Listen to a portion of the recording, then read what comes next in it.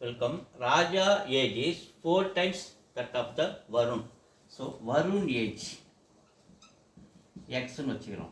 அப்போ ராஜா ஏஜ் அவரோட 4 மடங்கு பெரியவர் 4x. Raja age is 4 times that of the Varun. அதான் இங்கே எழுதியிருக்கும். இஃப் 5 years ago அப்படின்னு சொல்லும்போது இவர் 5 வருஷத்துக்கு முன்னாடினா -5, இவர் 5 வருஷத்துக்கு முன்னாடினா -5.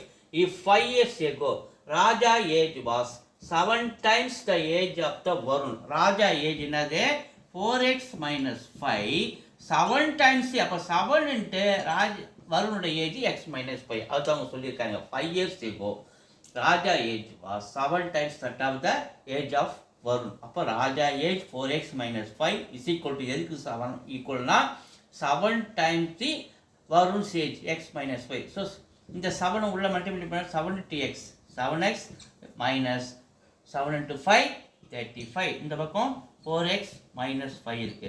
ஸோ எக்ஸ் ஒரு பக்கம் கொண்டு வாங்க. ரைட் சைடில் 7x இருக்குது. இந்த 4x அந்தாண்ட போனால் -4x. லெஃப்டில் -5 இருக்கு. -35 இந்த பக்கம் தான் +35. ஸோ 35ல் 5 போச்சுன்னா 30. 7xல் -4h போச்சுன்னா 3x. ஸோ எக்ஸோடைய வேல்யூ வேணும்னா 30.